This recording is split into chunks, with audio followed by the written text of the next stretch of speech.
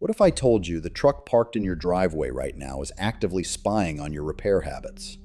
What if I told you that by 2026, stripping a bolt on your own property could technically trigger a flag in a corporate database, instantly voiding your powertrain warranty and turning your $80,000 workhorse into a 6,000-pound driveway ornament? You probably think you own your truck. You signed the title. You pay the insurance. You pour 20 gallons of gas into the tank every week. But the hard truth is, you are just a glorified tenant renting software. Modern automotive engineering is no longer about moving you from point A to point B. It is about building a digital fence around your wallet.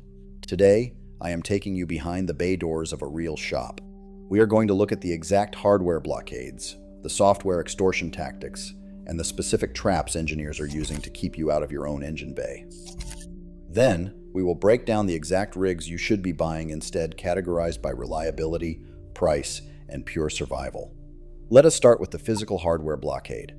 Automakers love to use a term called value engineering. In the shop, we call it a money pit. Pop the hood of a brand new half-ton truck today. You do not see mechanical components. You see a massive, useless sheet of molded plastic. That plastic is not there to dampen sound or improve airflow. It is a psychological barrier. It is designed to make the average driver feel completely unqualified to touch their own motor.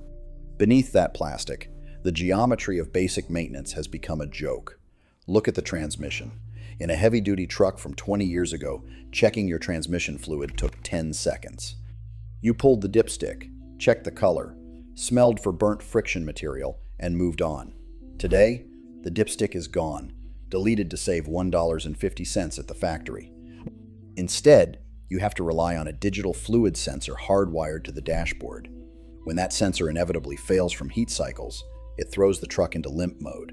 You are stuck doing 20 miles per hour on the highway, burning fuel, all because a $10 piece of plastic got hot. Then there is the infamous cab-off repair. If you buy a modern Ford Super Duty or a Chevy HD with a modern diesel, the engine is crammed so far back into the firewall that you cannot physically reach the rear cylinders or the turbocharger.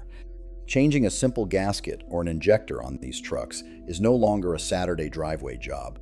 A mechanic has to unbolt the entire cab of the truck, lift it into the air with a $15,000 two-post lift, and leave the bare chassis sitting on the floor just to reach the top of the block. A job that used to require a 10mm socket and 2 hours of your time now generates a $4,500 labor bill. They claim it is for aerodynamics and weight distribution. That is garbage. It is designed to force you back to the dealership. But the physical blockades are just the appetizer. The real extortion happens in the software. They have weaponized the wiring harness. Let us say the power window switch on your driver's side door goes bad. In a 1999 Silverado, you went down to the local salvage yard, handed the guy a $5 bill, popped the plastic door panel, and plugged in the new copper switch. The window rolled up. Done. If you try that on a 2026 model year truck, you are in for a rude awakening. You can buy the exact same OEM switch, plug it in, and nothing will happen. The window will stay stuck down. This happens because manufacturers now embed encrypted serial numbers into basic replacement parts. We call it VIN-locking. When you plug that new switch into the door, the body control module scans it. If the serial number on that window switch does not perfectly match the master list stored on the truck's computer, the system completely rejects it. The switch is mechanically perfect. The wiring is perfect. But the code says no. To fix it, you have to tow your truck to a licensed dealer, pay them a $200 diagnostic fee, and wait for a technician to plug a proprietary laptop into your OBD2 port to tell the truck that the new switch is allowed to function. They took the physical wrench out of your hand and replaced it with a password you are not allowed to know. They are doing this with everything. Batteries are the biggest scam right now. If your battery drops dead on a cold morning, you run to the parts store, buy a new heavy-duty battery with 800 cold cranking amps, and bolt it in.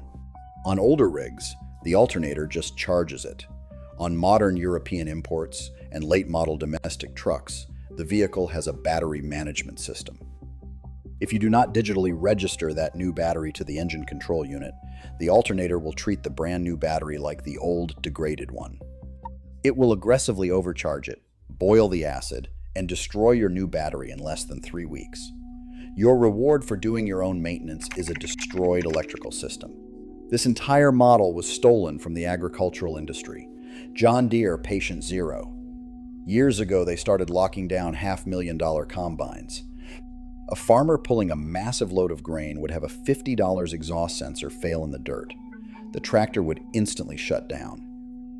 The farmer had the tools and the physical sensor to fix it in 10 minutes, but the software bricked the machine. They had to sit in the dirt, losing thousands of dollars an hour, waiting for a dealer tech to drive 50 miles out to the field just to plug in a laptop and clear the code. The auto industry watched this happen, saw the profit margins on software-locked repairs, and immediately applied it to consumer daily drivers. Now, the manufacturers are getting even greedier. They want subscription money. You already paid for the truck. You paid for the hardware. But companies like BMW and Toyota have experimented with charging monthly fees just to use the heated seats or the remote start function on your key fob. You own the heating element. You own the fob in your pocket. But the corporation built a digital toll booth inside your dashboard. Stop paying the $15 a month, and they beam a signal over the air to shut off your heat in the middle of winter. So, how do we fight back? You stop buying their new disposable iPads on wheels. If you want true ownership, you have to buy analog.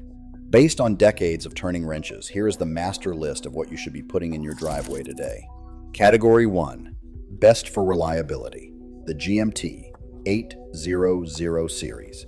Chevy GMC 1999 to 2006. If you want a daily driver that will outlive your mortgage, find a clean 1999 to 2006 Chevy Silverado or GMC Sierra with the 5.3-liter V8. This is the golden era of the American workhorse. The engine bay is massive. You can actually see the exhaust manifolds. The 4L60E transmission is simple to drop and rebuild. Parts are available at literally every auto parts store in the country, and more importantly, they are not VIN-locked. You can swap an alternator on the side of the highway in 20 minutes with basic hand tools. It is a bulletproof platform that relies on basic mechanics, not cloud computing. Category 2, Best for Price, the Ford Ranger, 1998 to 2011. If you need a cheap, reliable utility vehicle that refuses to die, the Pre-2012 Ford Ranger is your target. Specifically, the models with the 4.0-liter V6 or the indestructible 2.3-liter 4-cylinder. These trucks are the exact opposite of modern value engineering. They are light, analog, and brutally simple. No infotainment screens, no battery management systems, just a heavy steel frame, a basic fuel injection system, and leaf springs. You can maintain this entire truck for the cost of one oil change on a 2026 F-150. Category 3, the ultimate choice for survival, the 1.2. Valve Cummins, 1994 to 1998, Dodge Ram. When the grid goes down, or the software updates finally lock everyone else out of their cars, the 1.2 Valve Cummins diesel will still be running. This engine is entirely mechanical. It uses a P7100 mechanical fuel injection pump. There are no complex computers required to make it run. It takes fuel, air, and compression. That is it. It churns out massive torque, easily cresting 400 pounds-feet totally stock, and can tow a house. You do not need a laptop to diagnose it. You need your eyes, your ears, and a socket set. It is the ultimate middle finger to modern corporate control. Pro tip: defeating the phantom drain. Before we wrap this up, I'm going to give you a piece of advice the dealerships pray you never figure out. If you are stuck owning a vehicle built after 2020, you need to locate your telematics fuse. Most modern trucks have a data communication module. This is the cell antenna that pings the corporate servers, tracks your mileage, reports your driving habits to your insurance company, and downloads over-the-air updates that can patch out your aftermarket tunes or lock down your parts.